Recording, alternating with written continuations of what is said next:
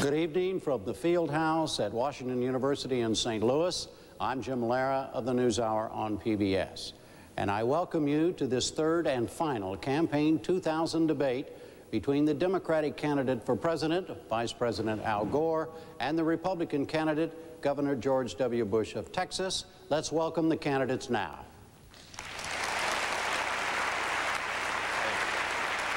Hey, Jim. How you doing?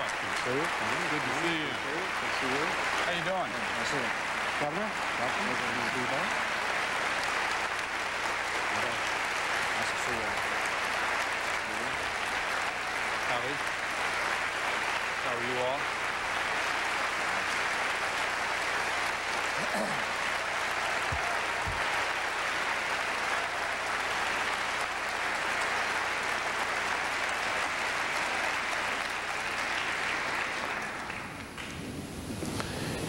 Before proceeding tonight, we would like to observe a moment of silence in memory of Governor Mel Carnahan of Missouri, who, along with his son and his former chief of staff, died in a private plane crash last night near St. Louis.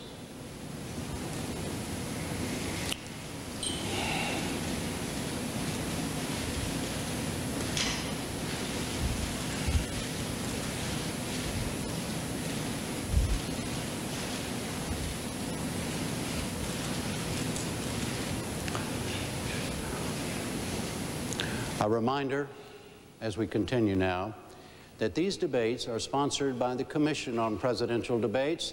The formats and the rules were worked out by the Commission and the two campaigns. Tonight's questions will be asked by St. Louis area voters who were identified as being uncommitted by the Gallup organization. Earlier today, each of them wrote a question on a small card like this. Those cards were collected and then given to me this afternoon. My job, under the rules of the evening, was to decide the order the questions will be asked and to call on the questioners accordingly. I also had the option of asking follow-ups, which, in order to get to more of the panel's questions, for the record, I plan to do sparingly and mostly for clarifications. The audience participants are bound by the following rule. They shall not ask follow-up questions or otherwise participate in the extended discussion, and the questioner's microphone will be turned off after he or she completes asking the question. Those are the rules. As in Winston-Salem last week, no single answer or response from a candidate can exceed 2 minutes.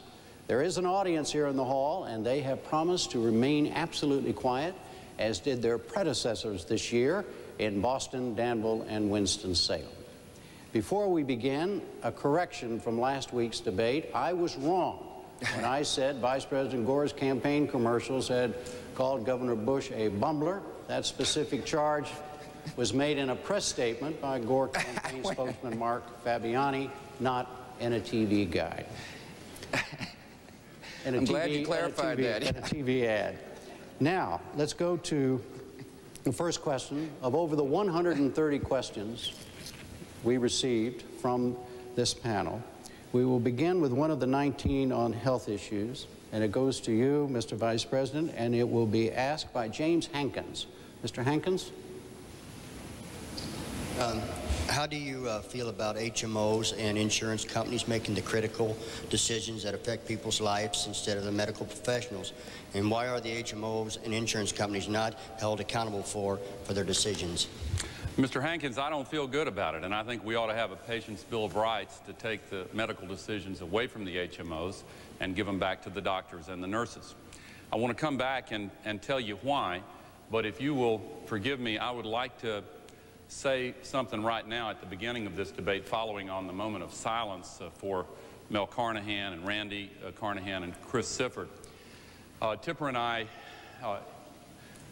were good friends with Mel and Randy, and I know that all of us here want to extend our sympathy and condolences to Gene and the family and to the Sifford family. And I'd just like to say that this debate, in a way, is a living tribute to Mel Carnahan, because he loved the vigorous discussion of ideas in our democracy. He was a fantastic governor of Missouri. This state became one of the top 5 in the nation for health care coverage for children under his leadership. One of the best in advancing all kinds of benefits for children to grow up healthy and strong. And of course, this debate also takes place at a time when the tragedy of the USS Cole is on our minds and hearts. And insofar as the memorial services tomorrow, I would like to also extend sympathy to the families of those who have died and those who are still missing, and the injured. Now, Mr. Hankins, I think that the situation that you describe has gotten completely out of hand. Doctors are giving prescriptions, they're recommending treatments, and then their recommendations are being overruled by HMOs and insurance companies. That is unacceptable. I support a strong national patients' Bill of Rights. It is actually a disagreement between us. The national law that is pending on this, the Dingell-Norwood bill, a bipartisan bill, is one that I support and that the governor does not. 2 minutes response, Governor Bush. I too want to extend my prayers to the and blessings, God's blessings on the families whose lives were overturned last night. It was a tragic moment. Actually, Mr. Vice President, it's not true. I do support a National Patients' Bill of Rights. As a matter of fact, I brought Republicans and Democrats together to do just that in the state of Texas, to get a Patients' Bill of Rights through. It requires a different kind of leadership style to do it, though. You see, in order to get something done on behalf of the people, you have to put partisanship aside. And that's what we did in my state. We've got one of the most advanced Patients' Bill of Rights. It says, for example, that a woman doesn't have to go through a gatekeeper to go to her gynecologist. It says that you can't gag a doctor. A doctor can advise you. The HMO, the insurance company, can't gag that doctor from giving you full advice. In this particular bill, it allows patients to choose a doctor, their own doctor if they want to. But we did something else that was interesting. We're one of the first states that said you can sue an HMO for denying you proper coverage. Now, there's what's called an independent review organization that you have to go through first. It says if you got a complaint with your insurance company, you can take your complaint to an objective body. And if the objective body rules on your behalf, the insurance company must follow those rules. However, if the insurance company doesn't follow the findings of the IRO, then that becomes a cause of action in a court of law. It's time for our nation to come together and do what's right for the people. And I think this is right for the people. You know, I support a national Patients' Bill of Rights, Mr. Vice President. And I want all people covered. I don't want the law to supersede good law like we got in Texas. Governor, I think time is up, sir. Jim, we have a direct disagreement on this. Just a minute, Mr. Vice President. I wanted to, you know, the way the rules go here now, 2 minutes, and then I'll decide whether we go on. Okay. Right. So what I want to make sure is we understand here is before we go on to another question in the health area, would you agree that you two agree on a National Patients' Bill of Rights? Absolutely, absolutely not. I referred to the Dingell-Norwood bill. It is the bipartisan bill that is now pending in the Congress. The HMOs and the insurance companies support the other bill that's pending, the one that the Republican majority has put forward. They like it because it doesn't accomplish what I think really needs to be accomplished, to give the decisions back to the doctors and nurses and to give you a right of appeal to somebody other than the HMO or insurance company, let you go to the nearest emergency room without having to call an HMO before you call 911, to let you see a specialist if you need to. And it has strong bipartisan support. It is being blocked by the Republican leadership in the Congress. And I specifically would like to know whether Governor Bush will support the Dingell-Norwood bill, which is the main one pending. Governor Bush, you may answer that if you'd like, but also I'd like to know how you see the differences between the two of you, and we need to move on. Well, the difference is that I can get it done.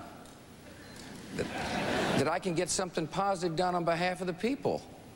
That's what the question in this campaign is about. It's not only what's your philosophy and what's your position on issues, but can you get things done? And I believe I can. All right. What about the Dingell-Norwood bill? All right, we're going to go now. I'm not quite through. Let me finish. All right, yes, go. I talked about the principles and the issues that I think are important in a patient's Bill of Rights. You know, there's this kind of Washington, D.C. focus, well, it's in this committee, or it's got this sponsor. If I'm the president, we're going to have emergency room care, we're going to have gag orders, women will have direct access to OBGYN, people will be able to take their HMO insurance company to court. That's what I've done in Texas, and that's the kind of leadership style I'll bring to Washington. All right, the next question also on a health issue is it will be asked by Marie Payne Clapey. And it goes to Governor Bush. Are either of you concerned with... I can go put my voice. Here you go. I've got...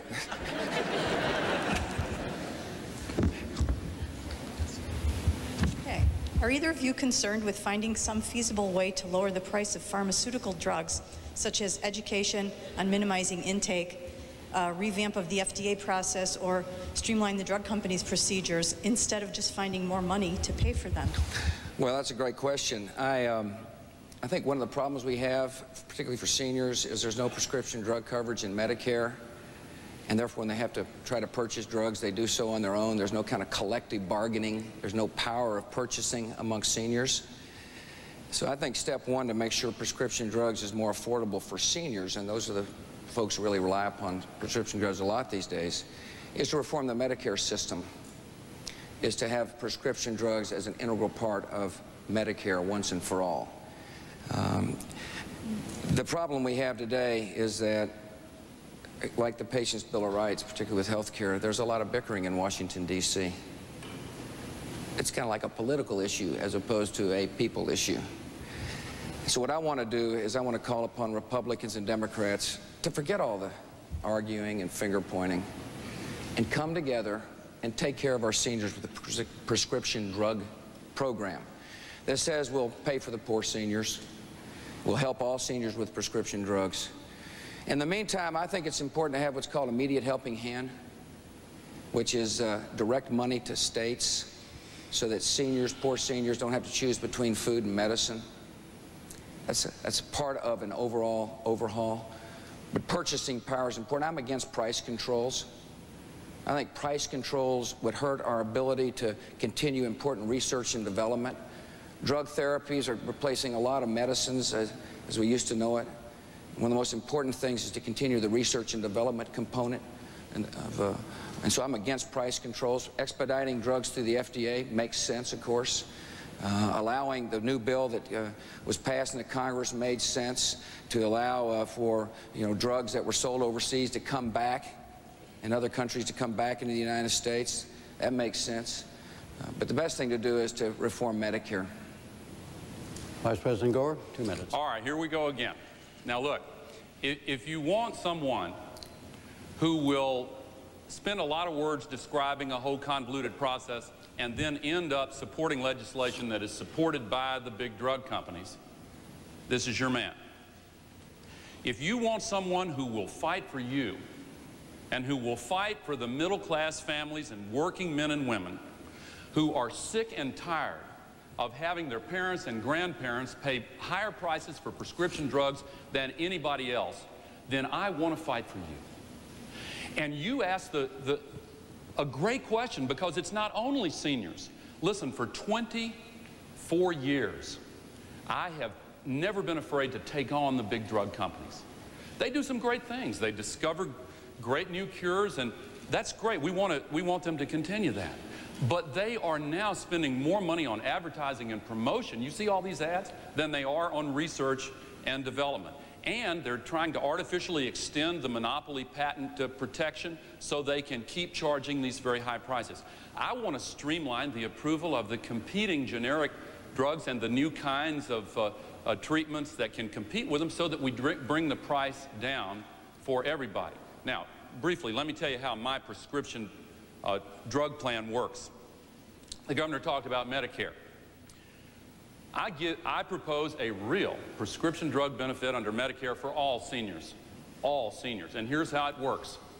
You pick your own doctor, and nobody can take that away from you. The doctor chooses the prescription that you need, and nobody can overrule your doctor. You go to your own pharmacy, and then Medicare pays half the price. If you're poor, they pay all of it. If you have extraordinarily high cost, then they pay all over $4,000 out of pocket. And I'll bring new competition to bring the price down. And if you pass the big drug companies bill, nothing will happen.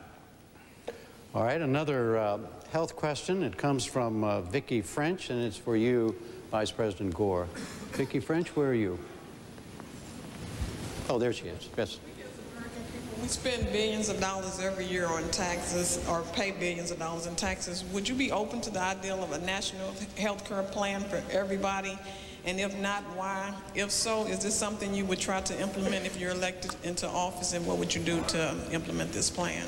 I think that we should move step by step toward universal health coverage, but I am not in favor of government doing it all.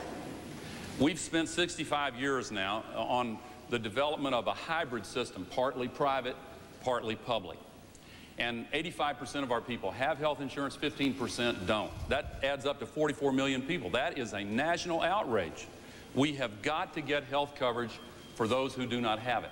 And we've got to improve the quality for those who do, with a Patient's Bill of Rights that's real and that works, the Dingell-Norwood bill. And we have got to fill in the gaps in coverage by finally bringing parity for the treatment of mental illness, because that's been left out. We've got to deal with long-term care. Now, here are the steps that I would take first of all. I will make a commitment to bring health care coverage of high quality that is affordable to every single child in America within 4 years. And then we'll fill other gaps by covering the parents of those children when the family is poor, or up to 2.5 times the poverty rate. I want to give a tax credit for the purchase of individual health insurance plans.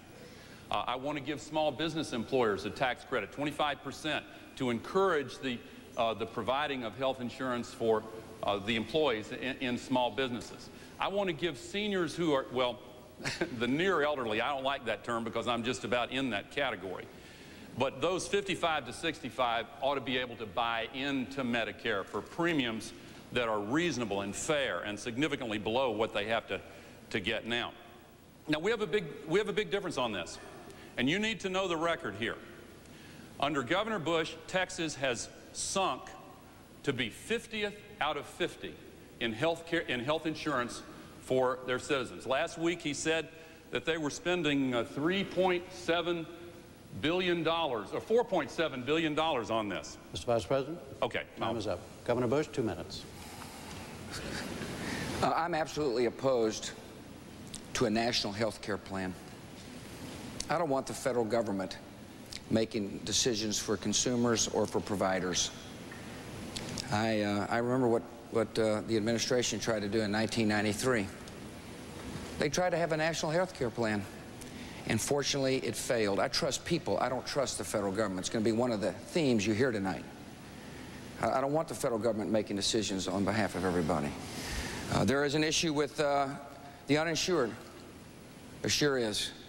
And we've got uninsured people in my state. Ours is a big state, fast-growing state.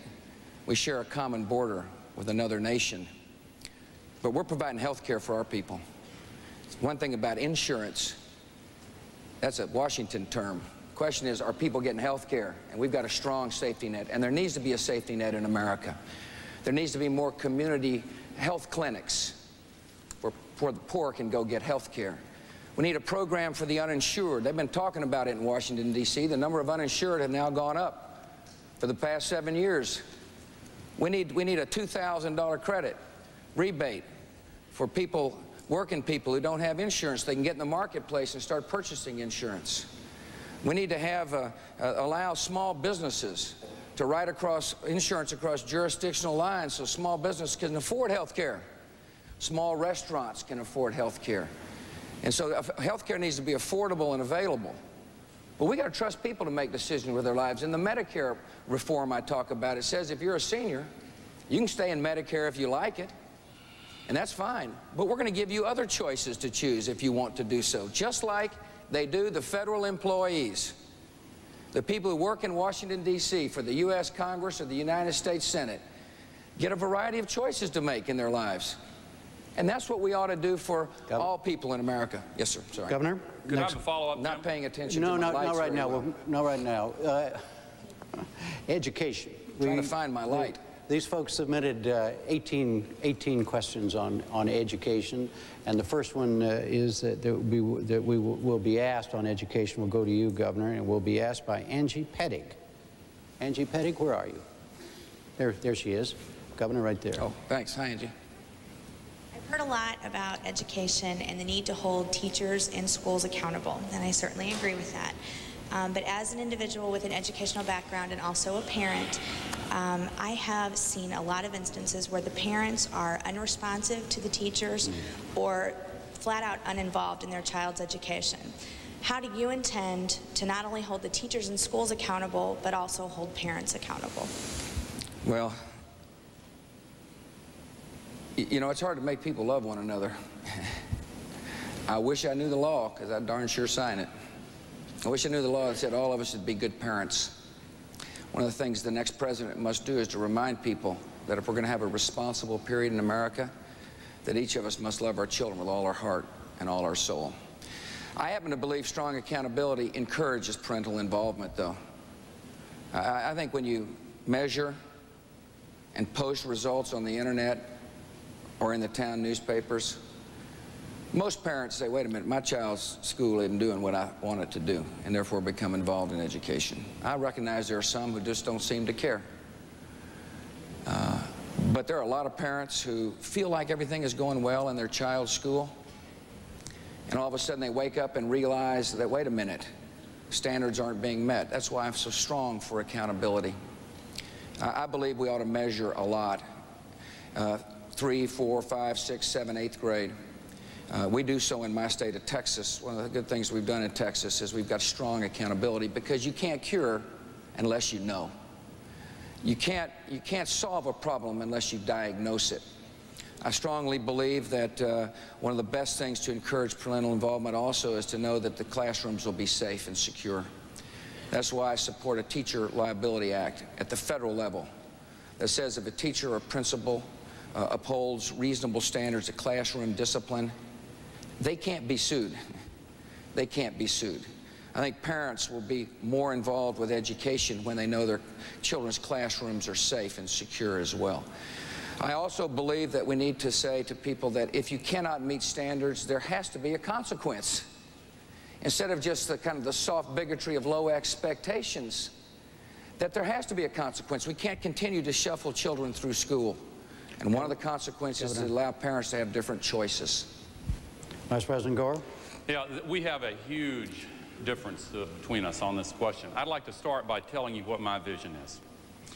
I see a day in the United States of America where all of our public schools are considered excellent, world class, where there are no failing schools, where the classrooms are small enough in size, number of students, so that the teacher can spend enough one-on-one time with each student.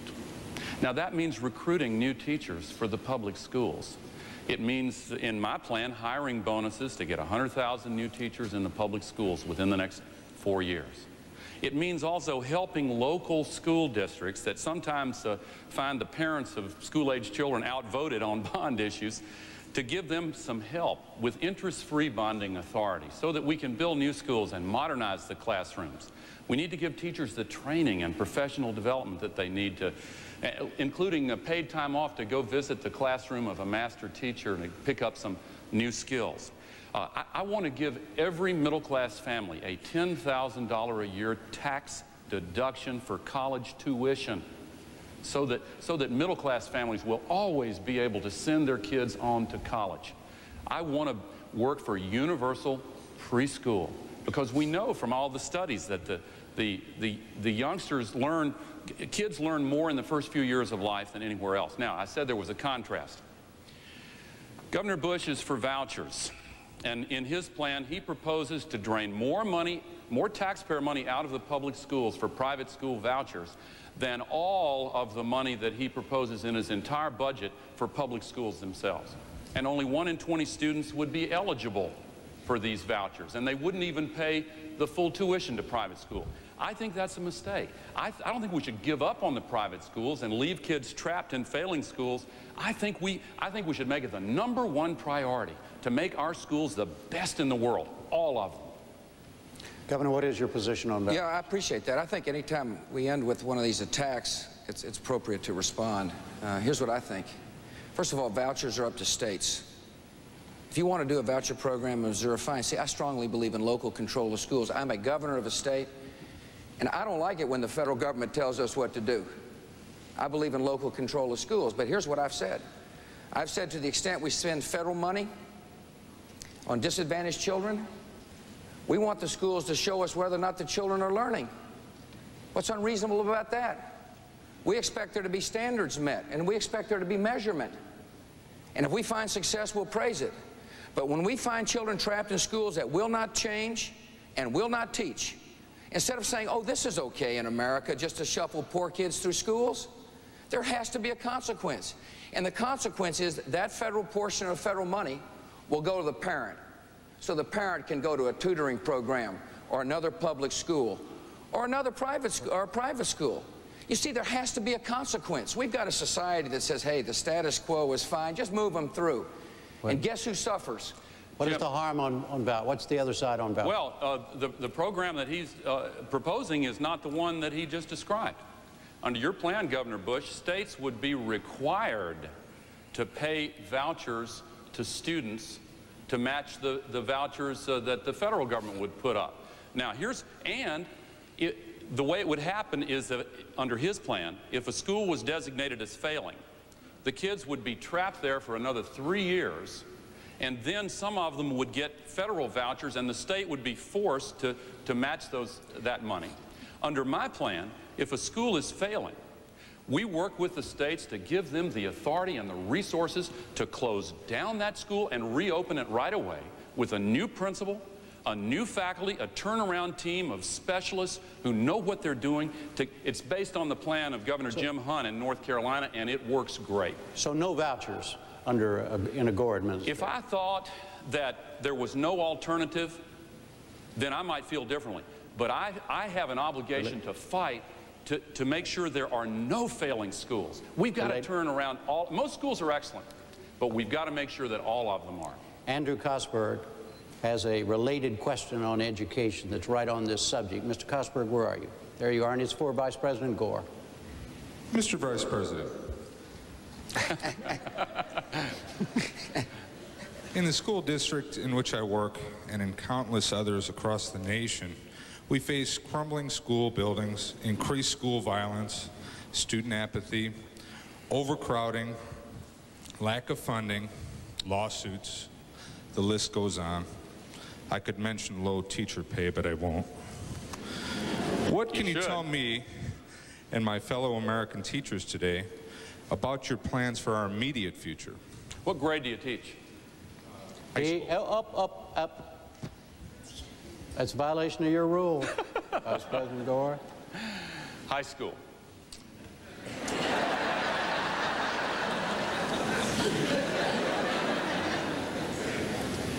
I mentioned before that the local communities are having a harder time passing bond issues. Traditionally, if you've been involved in a campaign like that, you know that the parents with kids in school are the ones that turn out and vote. It's ironic that there's now a smaller percentage of the voters made up of parents with children than ever in American history because of the aging of our population. But at the same time, we've got the largest generation of students in public schools ever. More than 90% of America's children go to public schools. And it's the largest number ever this year, and they'll break the record next year and every year for 10 years running. We've got to do something about this. And it's not enough to leave it up to the local school districts. They're not able to do it, and our future depends upon it. Look, we're in an information age. Our economic future depends upon whether or not our children are going to get the kind of education that lets them go on to college. And again, I want to make it possible for all middle-class families to send their kids to college, and more Pell Grants for those who are in the lower income groups also. And then I want to make sure that we have job training on top of that and lifelong learning. But it all starts with the public school teachers. My proposal gives $10,000 hiring bonuses for those teachers who get certified to teach in the areas where they're most needed. Now, accountability, we basically agree on accountability. My plan requires testing of all students. It also requires something that Governor Bush's plan doesn't. It requires testing of all new teachers, including in the subjects that they teach. We have to start treating teachers like the professionals that they are and give them the respect and the kind of quality of life that will draw more people into teaching, because we need a lot more teachers. Governor Bush, 2 minutes. When you total up all the federal spending he wants to do, it's the largest increase in federal spending in years. And there's just not going to be enough money. I have been a governor of a big state. I've made education my #1 priority. That's what governors ought to do. They ought to say, this is the most important thing we do as a state. The federal government puts about 6% of the money up.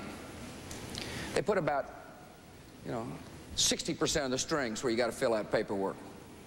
I don't know if you have to be a paperwork filler-outer, but most of it's because of the federal government.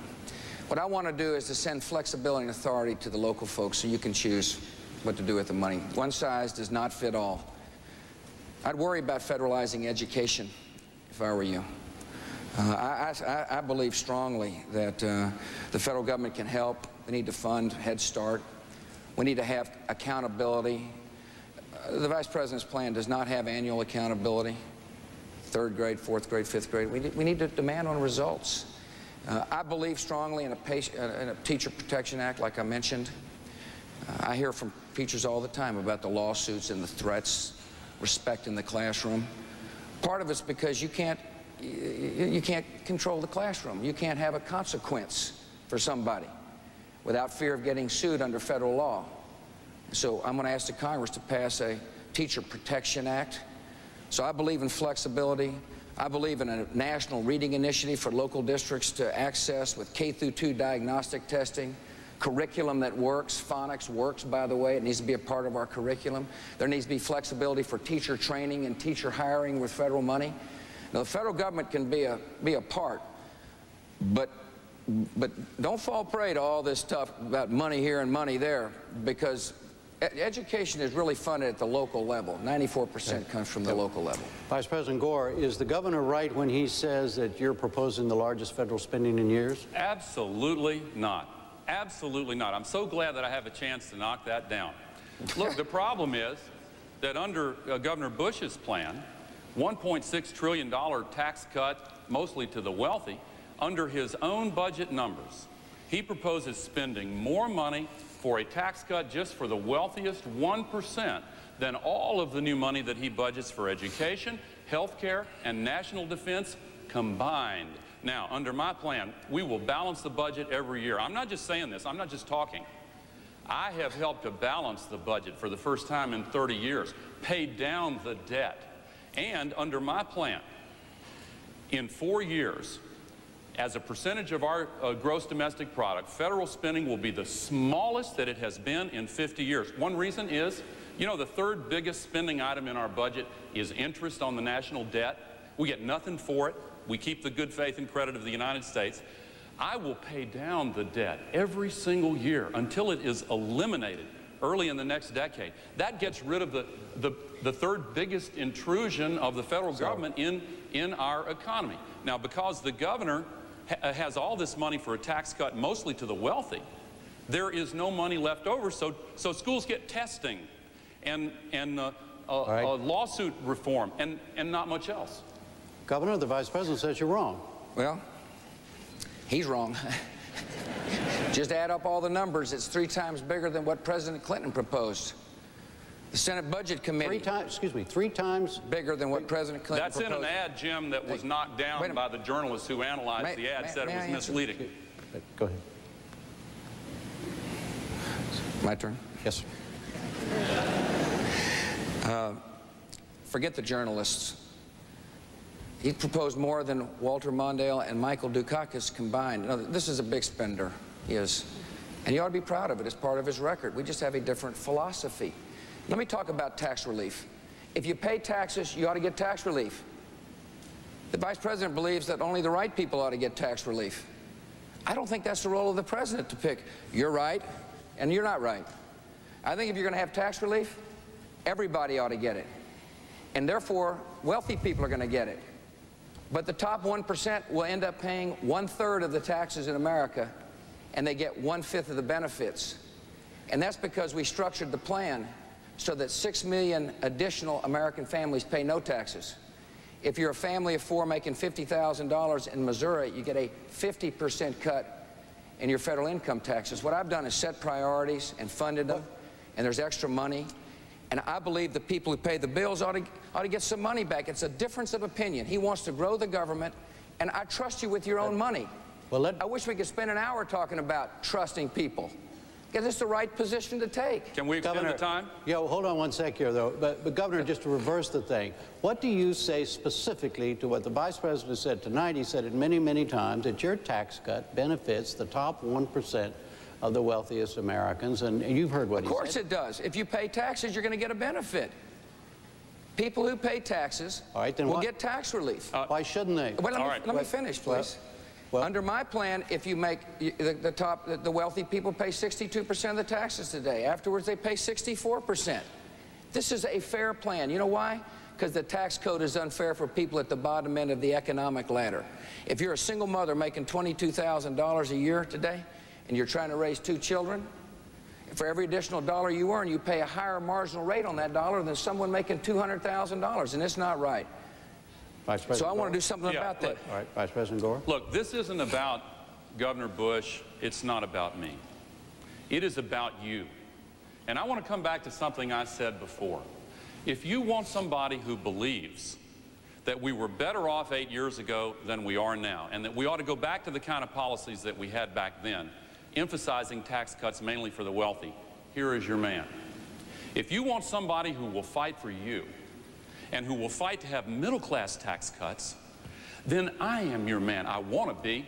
Now, I doubt anybody here makes more than $330,000 a year. I won't ask you, but if you do, you're in the top 1%. It would be a violation of the rules. They couldn't. I'm not going to ask.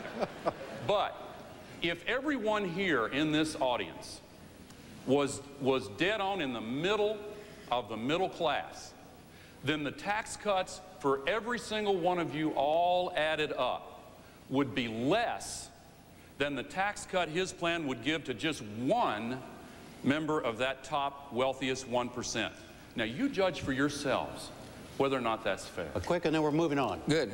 50 million Americans get no tax relief under his plan. That's not right. And you may not be one of them. You're just not one of the right people. And secondly, we've had enough fighting. It's time to unite.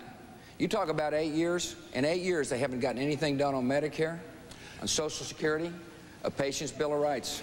All right. It's time to get something done. Hey, we're going to move on. I've got to answer that, Jim. Medicare, I cast the tie-breaking vote to add 26 years to the life of Medicare. It was due to go bankrupt in 1999. And that 50 million figure, again, the newspapers, I said, you said forget the journalists, but they are the keepers of the scorecard and whether or not you're using facts that aren't right. And that fact is just not right.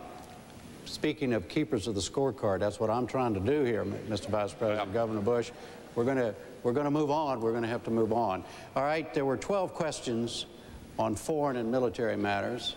And the first one that we're going to ask will be directed to you, Governor Bush, and David Norwood is going to ask it. Mr. Norwood, where are you? There you are. What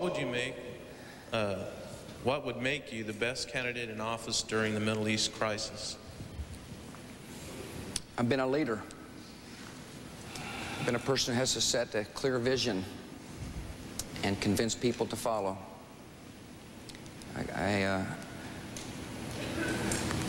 I got a strategy for the Middle East. And first, let me say that our nation now needs to speak with one voice during this time, and I applaud the President for working hard to diffuse tensions.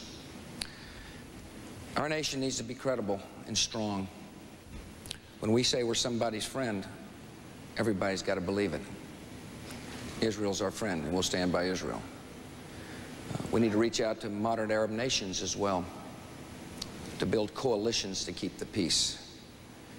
I also need to, the next leader needs to be patient. We can't put the Middle East peace process on our timetable. It's got to be on the timetable of of the people that we're trying to bring to the peace table. We can't dictate the terms of peace, which means that you have to be steady. You can't worry about polls or focus groups. You've got to have a clear vision. That's what a leader does. A leader also understands that the United States must be strong to keep the peace. Saddam Hussein still is a threat in the Middle East. Our coalition against Saddam is unraveling. The sanctions are loosened. He's a man who may be developing weapons of mass destruction. We don't know because inspectors aren't in.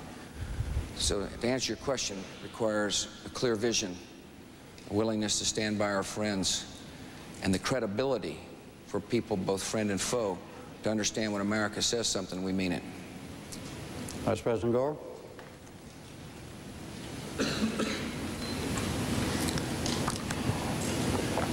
I see a future when the world is at peace with the United States of America, promoting the values of democracy and human rights and freedom all around the world.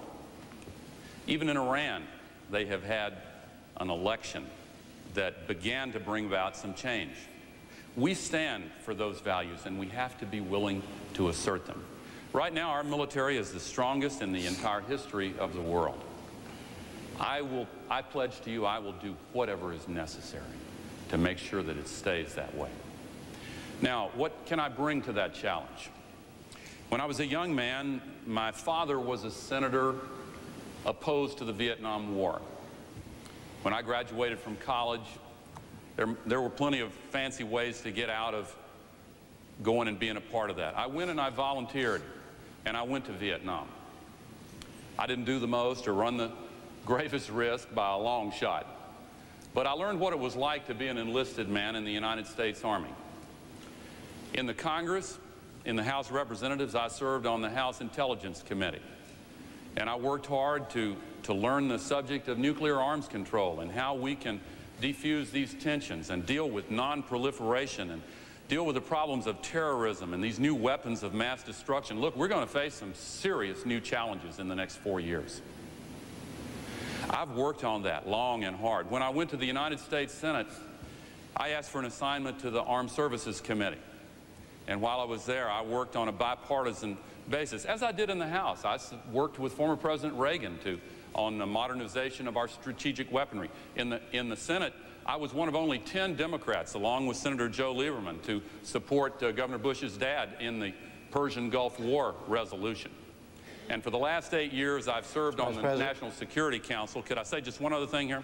No, sir. We'll get back. I'm going to. The next question is to you. And fine, I'll wait. It's a related question. It's going to be asked by Kenneth Allen. Mr. Allen. I think that he gets oh, I'm sorry. You're right. Go ahead.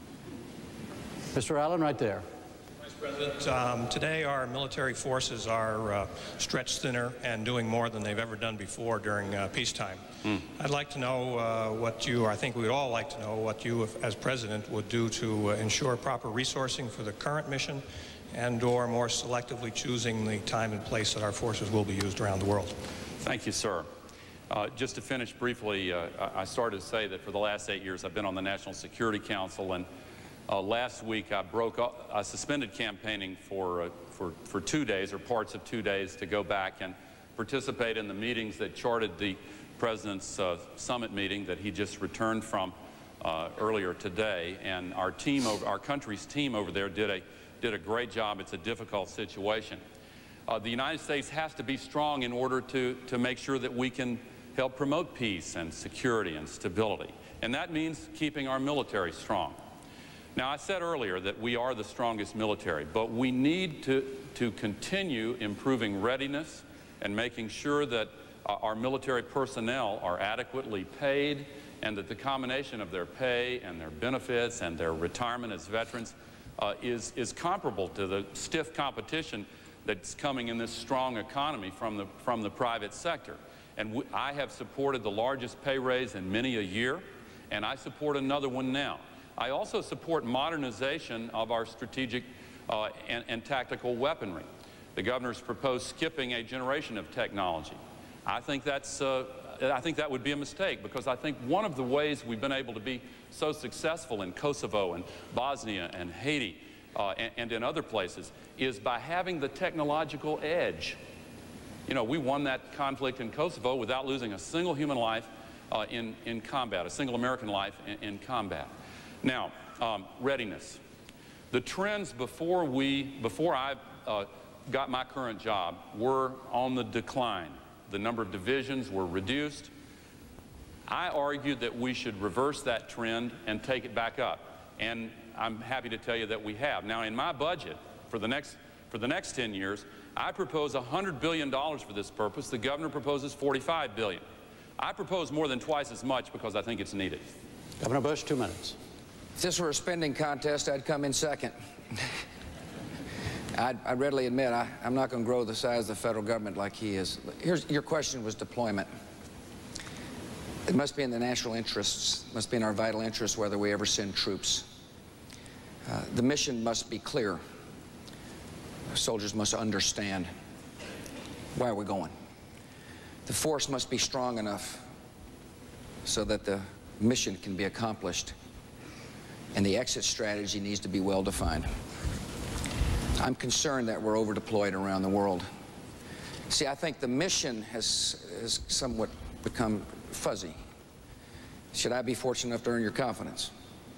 The mission of the United States military will be to be prepared and ready to fight and win war, and therefore prevent war from happening in the first place. There may be some moments when we use our troops as peacekeepers, but not often. The Vice President mentioned my view of the long term for the military. I want to make sure the equipment for our military is the best it can possibly be, of course. But we have an opportunity.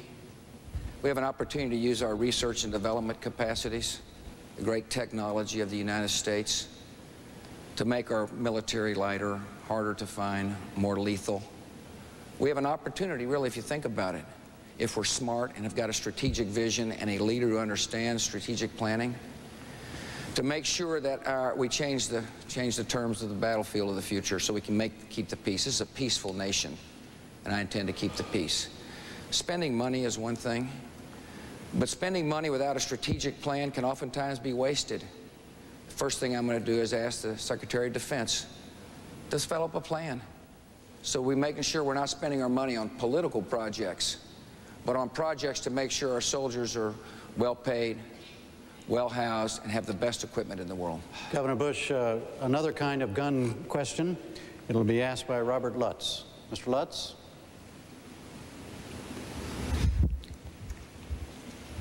Governor Bush. Yes, sir. We'd just like to know, what is your opposition to the Brady handgun bill? I'm sorry, I didn't hear that. We'd like to know why you object to the Brady handgun bill, if you do object to it. Because on a recent TV ad, it showed that the National Rifle Association says if you are elected, that they will be working out of your office. Well, I can just see. I don't think the National Rifle Association ran that ad, but let me just tell you my position on guns in general, sir, if you don't mind. Excuse me, I'm not sure he's finished with his question, I'm sorry. Governor. I'm sorry. Well, that kind of bothers me, you know, when I see that ad like that. I wonder if you can explain that ad to me. Oh, that's fine. Well, I don't think I ran the ad. I think somebody who doesn't want me to be president might have run that ad. That wasn't my ad, and I think it might have been one of my opponent's ads. Here's what I believe, sir. I believe law-abiding citizens ought to be allowed to protect themselves and their families. I believe that we ought to keep guns out of the hands of people who shouldn't have them. That's why I'm for instant background checks at gun shows. I'm for trigger locks. I think that makes sense. Matter of fact, we distributed free trigger locks in the state of Texas so that people can get them and put them on their guns to make their guns more safe. I think we ought to raise the age at which juveniles can have a gun.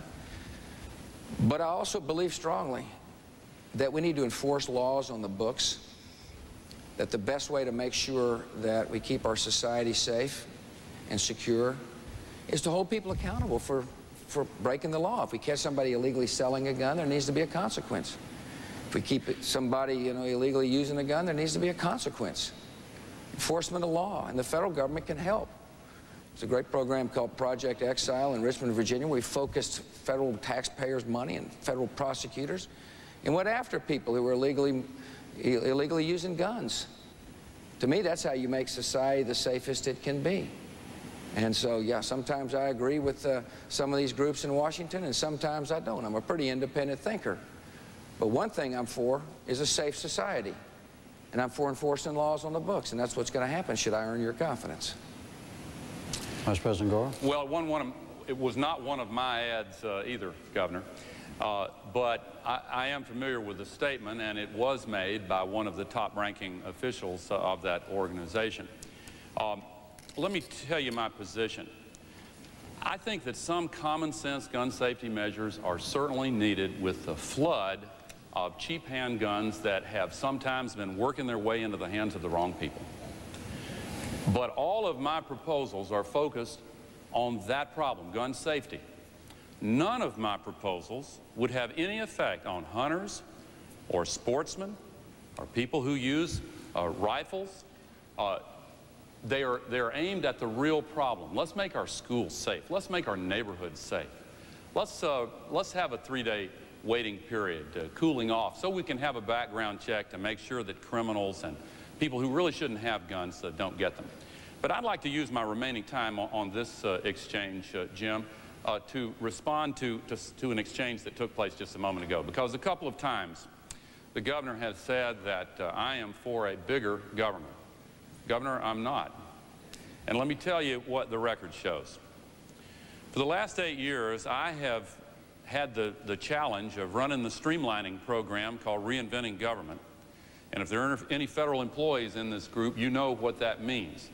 The federal government has been reduced in size by more than 300,000 people. And it's now the smallest number that we have had since, the smallest in size since John Kennedy's administration. During the last 5 years, Texas's government has gone up in size. Federal government has gone down. Texas's government has gone up. Now, my plan for the future, I see a time when we have smaller, smarter government where you don't have to wait in line because you can get services online. Cheaper, better, faster. We can do that. Steve Luker has a question, and it is for Vice President Gore. Mr. Luker? There you are.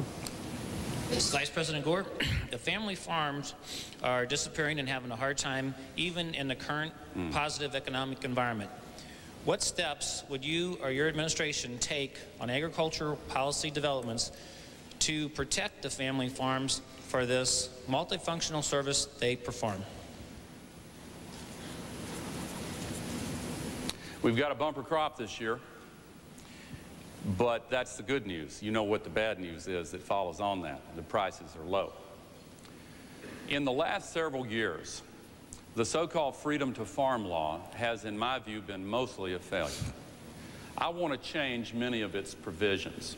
Now, many here who are not involved in farming won't follow this, so just forgive me, because the 2% of the country that is involved in farming is important because the rest of us wouldn't eat except for them. And you guys have been having a hard time, and I want to fight for you. I want to change those provisions. I want to restore a meaningful safety net. And I think that you pointed the way in your comments, because when you say there are multiple things accomplished by farmers, you're specifically including conservation and protection of the environment. And yes, farmers are the first environmentalists. And when they decide not to plow a field that is vulnerable to soil erosion, that may cost them a little money, but it helps the environment. I think that we ought to have an expanded conservation reserve program. And I think that the environmental benefits that come from sound management of the land ought to represent a new way for farmers to get some income that will enable you to make sensible choices in crop rotation and when you leave the land fallow and the rest. Now, I'll go beyond that and say I think we need much more focused rural economic development programs. I see a time when the internet-based activities are more available in the rural areas and where the extra source of income that farm families used to have from shoe factories is replaced by an extra source of income from working in the information economy. So we need to do a lot of things, but we ought to start with a better safety net. Governor Bush, 2 minutes. I'd like our farmers feeding the world. We're the best. We're the best producers in the world, and I want the farmers feeding the world. We need to open up markets. Exports are down, and every time an export number goes down, it hurts the farmer. I want the next president to have fast-track negotiating authority to open up markets around the world. We're the best. We're the most efficient farmers. I don't want to use food as a diplomatic weapon from this point forward.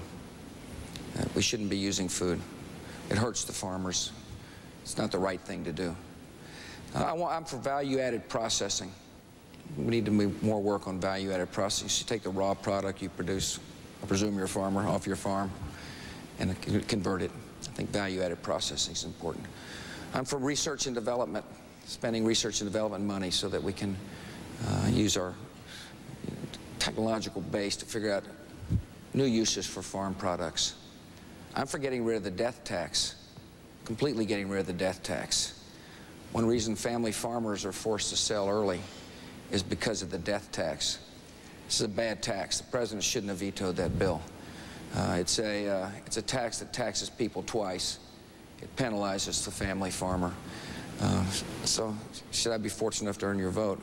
I also understand that I'm going to open up markets, but I also understand that farming is a part of our national security.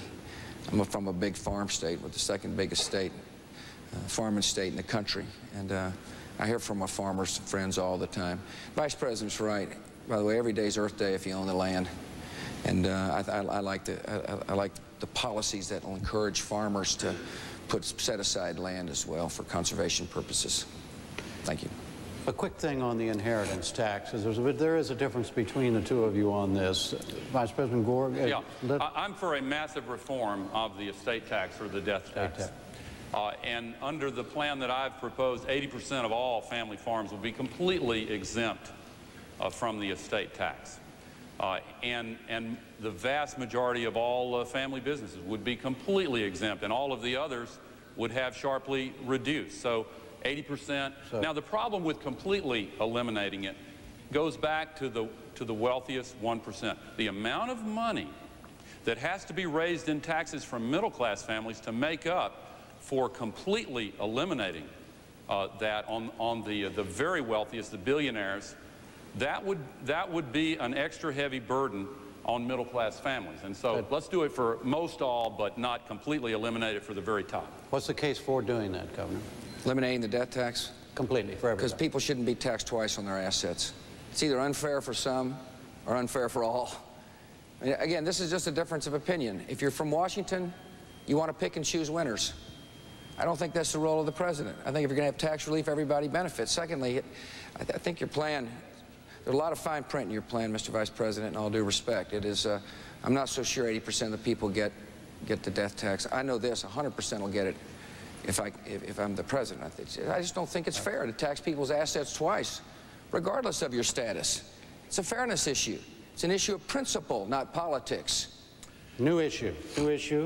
And the question will be asked by Joyce Kleemer of Governor Bush. Joyce Kleemer, there you go. Hi, Joyce. Yes, hi, Governor. I'm very concerned about the morality of our country now. TV, movies, the music that our children are barraged with every day. And I want to know if there's anything that can be worked out with the Hollywood or whoever to help get rid of some of this bad language and the whatever. It's just bringing the country down. And our children are very important to us, and we're concerned about their education at school. We should be concerned about their education at home also. Yeah. Thank you. Appreciate that question. Laura and I are proud parents of teenage girls, twin daughters, and I know what you're saying. Government ought to stand on the side of parents. Parents are teaching their children right from wrong, and the message oftentimes gets undermined by the popular culture. You bet there's things the government can do. We can work with the entertainment industry to provide family hour. We can have filters on internets where public money is spent. there ought to be filters in public libraries and filters in public schools so that if kids get on the internet, there's not going to be pornography or violence coming in. I think we ought to have character education in our schools. I know that doesn't directly talk about Hollywood, but it does reinforce the values you're teaching. I greatly expand character education funding so that public schools will teach children values which have stood the test of time. There's after-school money available. I think that after-school money ought to be available for faith-based programs and charitable programs that exist because somebody has heard the call to love a neighbor like you'd like to be loved yourself. That'll help reinforce the values that parents teach at home as well. Ours is a great land, and one of the reasons why is because we're free, and so I don't support censorship, but I do believe that we ought to talk plainly to the Hollywood moguls and people who produce this stuff and explain the consequences. I think we need to have rating systems that are clear. And I happen to like the idea of having technology for the TV, easy for parents to use, so you can tune out these programs that you don't want in your house.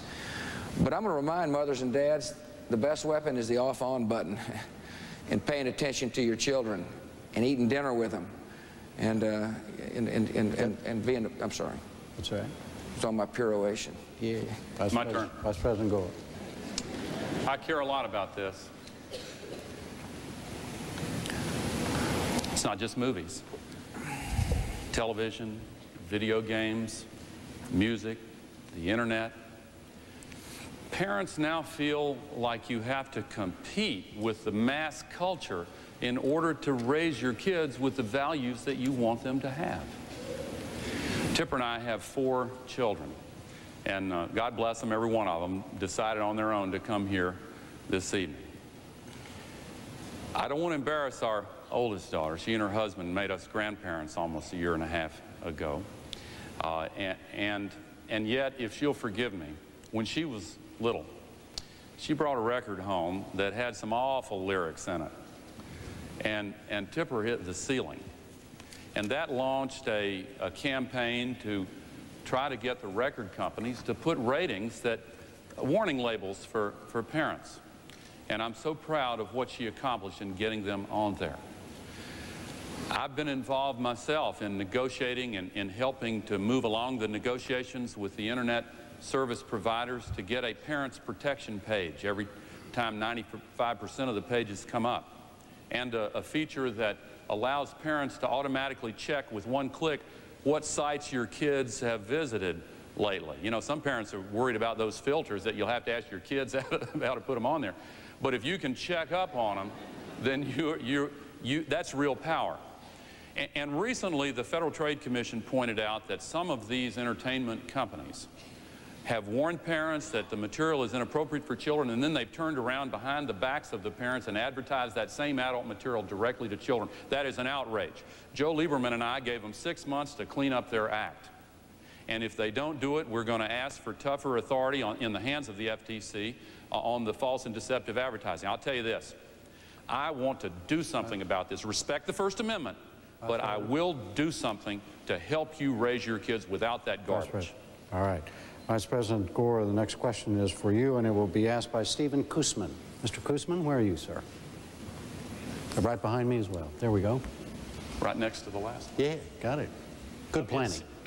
It seems that when we hear about issues of this campaign, it's usually Medicare, Social Security, or prescription drugs.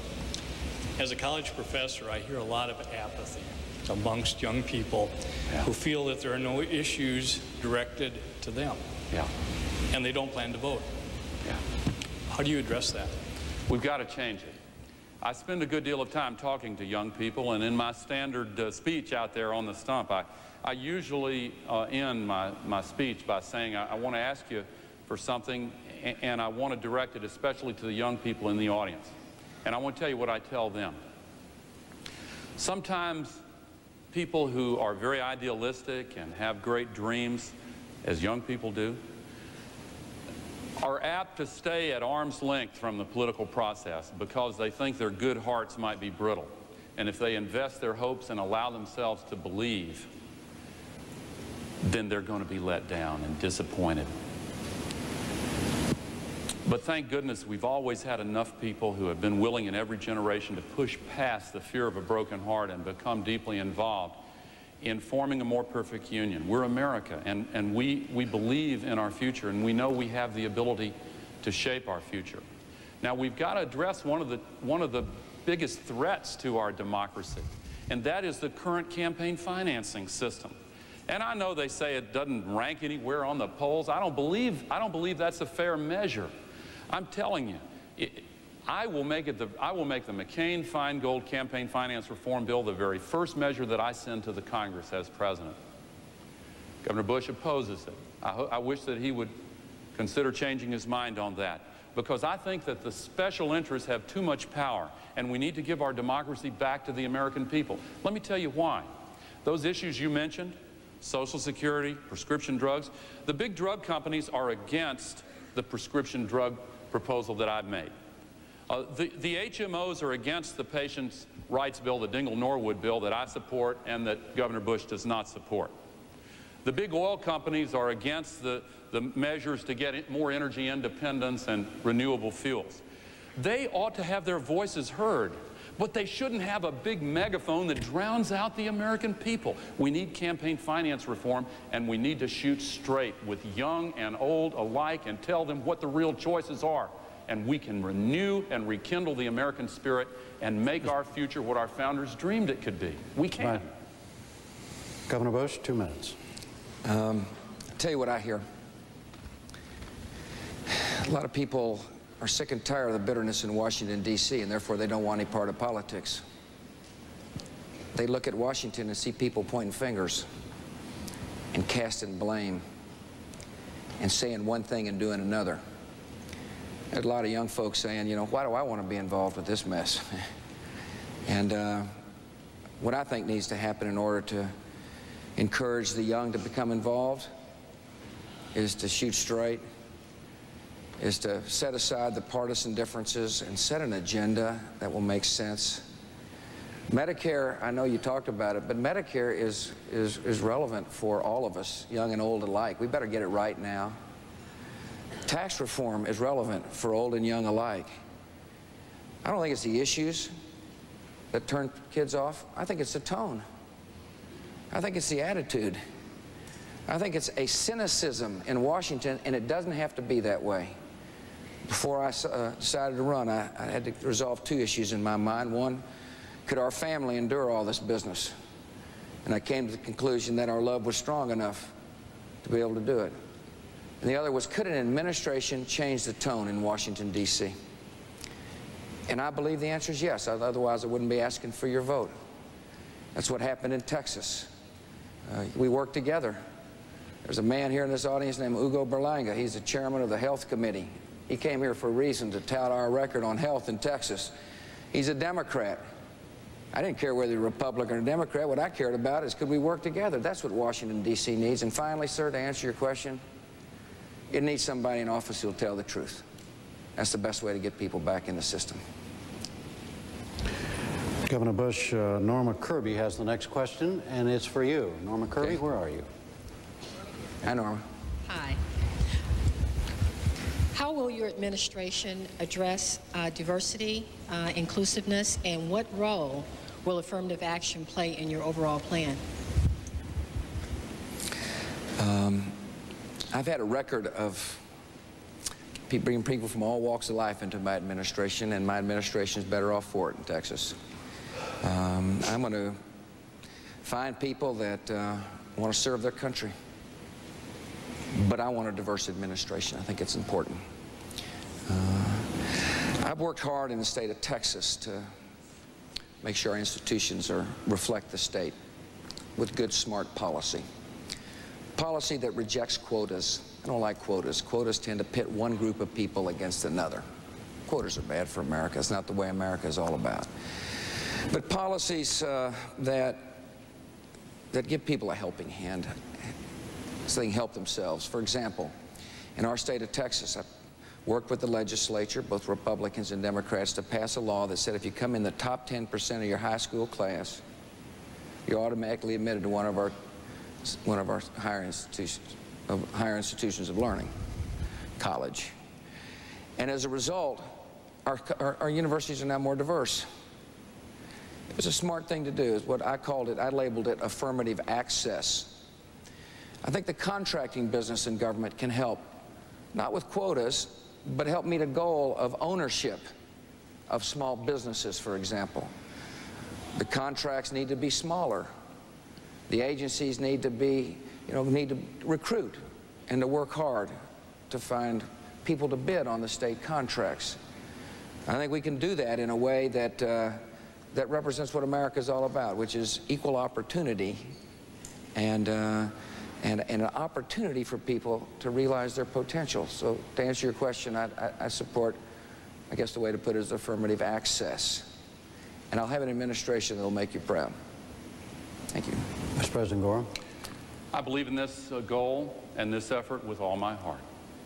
I believe that our future as a nation depends upon whether or not we can break down these barriers that have been used to pit group against group and bring our people together.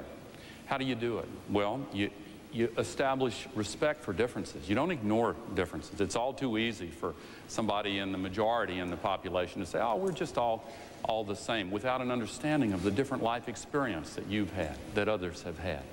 Once you have that understanding and mutual respect, then we can transcend the differences and embrace the highest common denominator of the American spirit. I don't know what affirmative access means. I do know what affirmative action means. I know the governor's against it, and I know that I'm for it. I know what a hate crime statute pending at the national level is all about in the aftermath of James Byrd's death. I'm for that proposed law. The governor is against it. I know what it means to have a commitment to diversity. I am part of an administration that has the finest record on diversity and incidentally, an excellent I think our success over the last 8 years has not been in spite of diversity, but because of it, because we're able to draw on the wisdom and experience from different parts of the society that hadn't been tapped in the same way before. And incidentally, Mel Carnahan in Missouri had the finest record on diversity of any governor in the entire history of the state of Missouri, and I want to honor that among his other achievements here. Now, I just believe that what we have to do is enforce the civil rights laws. I'm against quotas. This is, with all due respect to Governor, that's a red herring. Affirmative action isn't quotas. I'm against quotas. They're illegal. They're against the American way. Affirmative action means that you take extra steps to acknowledge the history of discrimination and injustice and prejudice and bring all people into the American dream because it helps everybody, not just those who are directly benefited. Governor, are you opposed to affirmative action? No, if affirmative action means quotas, I'm against it. If affirmative action means what I just described, what I'm for, then I'm for it. You heard what I was for. Vice President keeps saying I'm against things. You heard what I was for, and that's what I support. What about, Mr. Vice President, you heard what he said. He said if affirmative action means quotas, he's against it. Affirmative action doesn't mean quotas. Are you for it without quotas? Well, I may not be for your version, Mr. Vice President, but I'm for what I just described to the lady. Are you for what the Supreme Court says is a constitutional way of having affirmative action? Jim, just... Let's go on to another and it's a question... No, it doesn't speak for itself, Mr. Vice President. It speaks for the fact that there are certain rules in this that we all agree to, but evidently rules don't mean anything. The question is for you, Vice President Gore, and Lisa Key will ask it. Lisa Key, where are you? There we go, sorry. How will your tax proposals affect me as a middle-class, 34-year-old single person with no dependents? If you make less than $60,000 a year and you decide to invest $1,000 in a savings account, you'll get a tax credit, which means in essence that the federal government will match your $1,000 with another $1,000. If you make less than $30,000 a year and you put $500 in a savings account, the federal government will match it with $1,500. If you make more than $60,000 up to $100,000, you'll still get a match, but not as generous. You will get access to lifelong learning and education, help with tuition if you want to get a new skill or training. If you want to purchase health insurance, you will get help with that. If you want to participate in some of the dynamic changes that are going on in our country, you will get specific help in doing that. If you are part of the bottom 20% or so of wage earners, then you will get an expanded earned income tax credit. Now, the tax relief that I propose is directed specifically at middle income individuals and families. And if you have an elderly parent or grandparent who needs long-term care, then you will get help with that. $3,000 tax credit to help your expenses in taking care of a loved one who needs long-term care. Governor Bush? Right. Let me just say, this business about kind of the entitlement he tried to describe about savings, you know, matching savings here and matching savings there, if fully funded, is going to cost a whole lot of money, a lot more than we have. You're going to get tax relief under my plan. You're not going to be targeted in or targeted out. Everybody who pays taxes is going to get tax relief. If you take care of an elderly in your home, you're going to get the personal exemption increased. I think also what you need to think about is not the immediate, but what about Medicare? You get a plan that will include prescription drugs, a plan that will give you options. Now, I hope people understand that Medicare today is important, but it doesn't keep up with the new medicines. If you're a Medicare person, on Medicare, you don't get the new procedures. You're stuck in a time warp in many ways. So it'll be a modern Medicare system that will trust you to make a variety of options for you. You're going to live in a peaceful world. It'll be a world of peace because we're going to have a clear-sighted foreign policy based upon a strong military and a mission that stands by our friends, a mission that doesn't try to be all things to all people, a judicious use of the military which will help keep the peace. You'll be in a world, hopefully, that's more educated, so it's less likely you'll be harmed in your neighborhood. See, an educated child is one much more likely to be hopeful and optimistic. You'll be in a world in which fits into my philosophy. You know, the harder you work, the more you can keep. It's the American way. Government shouldn't be a heavy hand. That's what the federal government does to you. It should be a helping hand. And tax relief and the proposals I just described should be a good helping hand. Governor, next question is for you, and Leo Anderson will ask it. Mr. Anderson. Hi, Leo.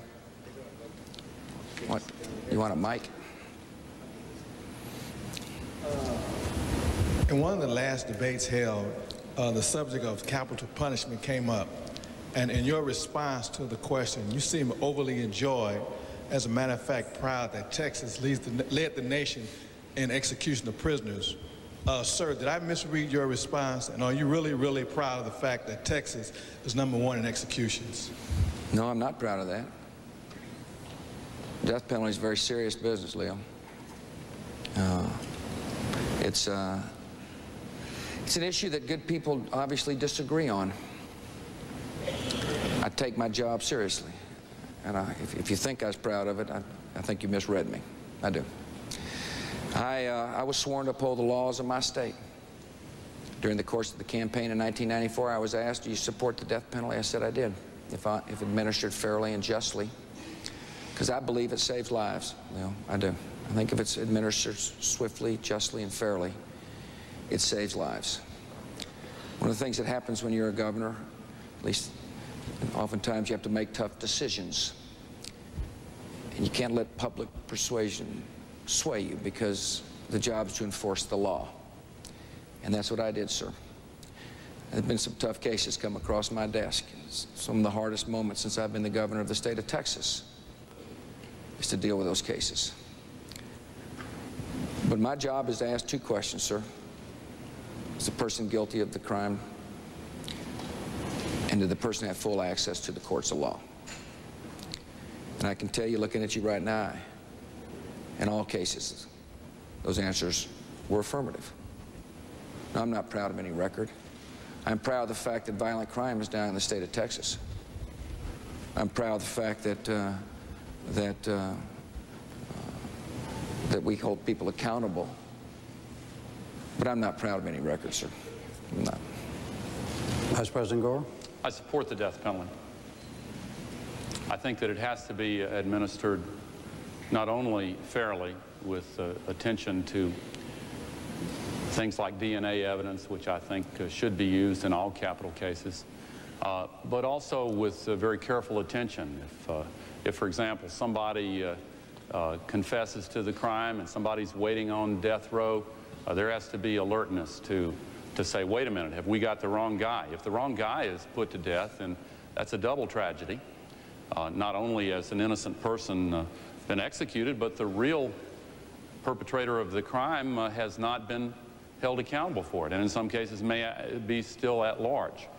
But I support the death penalty in the most heinous cases. Do both of you believe that the death penalty actually deters crime, Governor? I do. That's the only reason to be for it. Let me finish, sir. Sure. I don't think you should support the death penalty to seek revenge. I don't think that's right. I think the reason to support the death penalty is because it saves other people's lives. Vice President Gore? I think it is a deterrence. I know that's a controversial view, but I do believe it's a deterrence. All right. Next question is for you, Vice President Gore, and Thomas Fisher will ask it. Mr. Fisher? Yes. My sixth grade class at St. Clair School wanted to ask, of all these promises you guys are making and all the pledges, will you keep them when you're in office? Yes.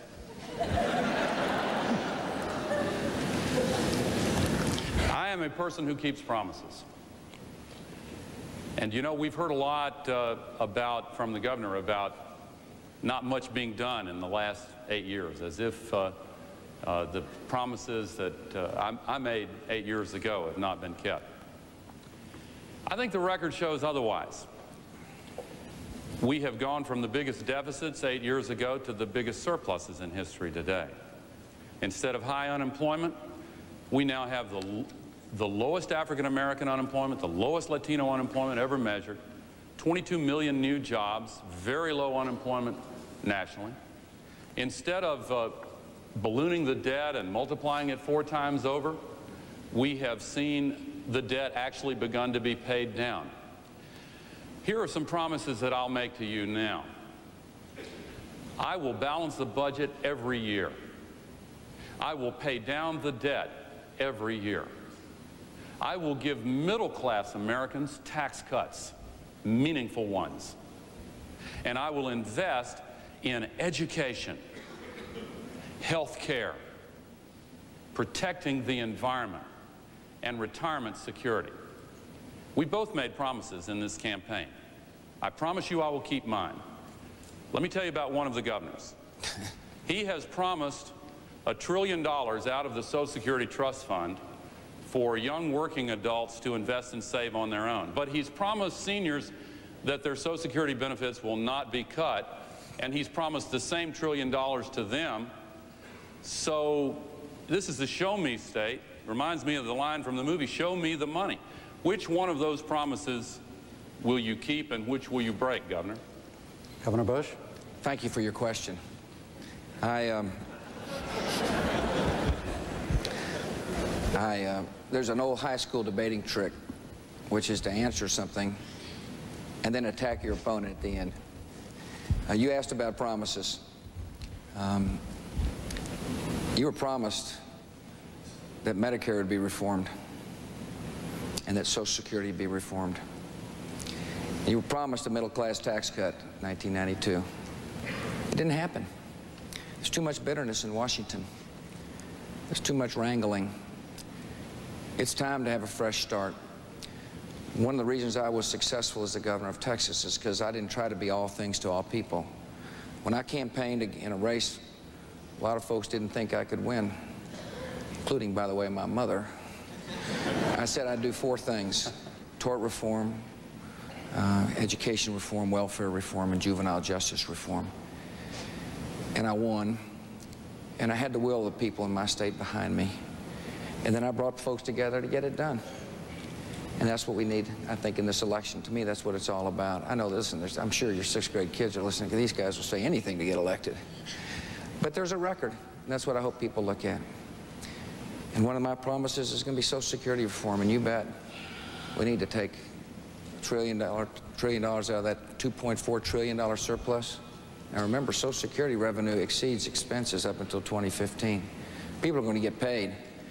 But if you're a younger worker, if you're younger, you better hope this country thinks differently. Otherwise, you're going to be faced with huge payroll taxes or reduced benefits. And you bet we're going to take $1 trillion of your own money and let you invest it under safe guidelines so you get a better rate of return on the money than the paltry 2% that the federal government gets for you today. That's one of my promises. But it's going to require people to bring both Republicans and Democrats together to get it done. That's what it requires.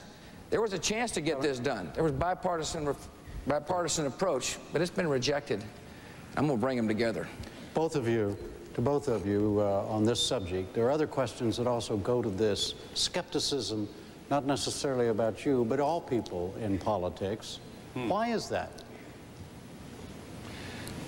Well, first of all, Jim, I'd like to respond to what the governor just said, because the $1 trillion that has been promised to young people has also been promised to older people, and you cannot keep both promises. If you're in your mid-40s, under the governor's plan, Social Security will be bankrupt by the time you retire if he takes it out of the Social Security Trust Fund. Under my plan, its solvency will be extended until you're 100. Now, that is the difference. And the governor may not want to answer that question. He may want to call it a high school debating trick. But let me tell you this. This election is not about debating tricks. It is about your future. The reason Social Security, he says it gets 2%. You know, it's not a bank account that just pays back money that's invested. It is also used to give your mothers and fathers the Social Security checks that they live on. If you take $1 trillion out of that Social Security Trust Fund, how are the checks going to be, how are you going to keep faith with the seniors? Now, let me come directly to your question. I think we have to go to the closing statements. And, well, can I answer that? One reason people are skeptical is because people don't answer the questions they've been asked. The $1 trillion comes out of the surplus so that you can invest some of your own money. There's just a difference of opinion. I want workers to have their own assets. It's who you trust, government or people. Right. Now we're going to go to closing statements. Right. Vice President Gore, you're first. Thank you very much, Jim, and I'll begin by answering your questions. Your last question. I believe that a lot of people are skeptical about people in politics today because we have seen a time of great challenge for our country since the assassination of our best leaders in the 60s, since the Vietnam War, since Watergate, and because we need campaign finance reform. I'd like to tell you something about me. I keep my word. I have kept the faith. I've kept the faith with my country. I volunteered for the Army. I served in Vietnam. I kept the faith with my family. Tipper and I have been married for 30 years. We have devoted ourselves to our children and now our nearly 1.5-year-old grandson. I have kept the faith with our country. 9 times I have raised my hand to take an oath to the Constitution, and I have never violated that oath. I have not spent the last quarter century in pursuit of personal wealth. I have spent the last quarter century fighting for middle-class working men and women in the United States of America. I believe very deeply that you have to be willing to stand up and fight no matter what powerful forces might be on the other side. If you want somebody who is willing to fight for you, I am asking for your support and your vote, and yes, your confidence and your willingness to believe that we can do the right thing in America and be the better for it. We've made some progress during the last 8 years. We have seen the strongest economy in the history of the United States, lower crime rates for 8 years in a row, highest private home ownership ever. But I'll make you one promise here. You ain't seen nothing yet, and I will keep that promise. Governor Bush, 2 minutes. Well, Jim, I want to thank you and thank the folks here at Washington University and the Vice President. Appreciate the chance to have a good, honest dialogue about our differences of opinion. And I think after the 3 debates, good people of this country understand there is a difference of opinion. It's the difference between big federal government and somebody who's coming from outside of Washington who will trust individuals. I've got an agenda that I want to get done for the country. It's an agenda that says we're going to reform Medicare to make sure seniors have got prescription drugs and to give seniors different options from which they can choose. It's an agenda that says we're going to listen to the young voices in Social Security and say we're going to think differently about making sure we have a system, but also fulfill the promise to the seniors in America. A promise made will be a promise kept should I be fortunate enough to become your president. I want to rebuild the military to keep the peace. I want to make sure the public school system in America fulfills its promise so that no child, not one child, is left behind. And after setting priorities, I want to give some of your money back. See, I don't think the surplus is the government's money. I think it's the people's money. I don't think the surplus exists because of the ingenuity and hard work of the federal government. I think it exists because of the ingenuity and hard work of the American people. And you ought to have some of this surplus so you can save and dream and build. I look forward to the final weeks of this campaign. I'm asking for your vote. For those of you for me, thanks for your help. For those of you for my opponent, please only vote once.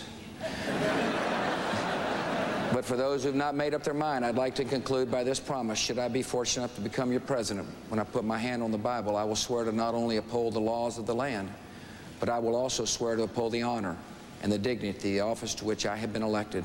So help me God. Thank you very much. A closing piece of business before we go. The Debate Commission wants reaction to the three kinds of formats used in the debates this year, and you may register an opinion at their website, www.debates.org. Thank you, Vice President Gore. Governor Bush. From St. Louis, I'm Jim Lara. Thank you and good night. Good luck from here on.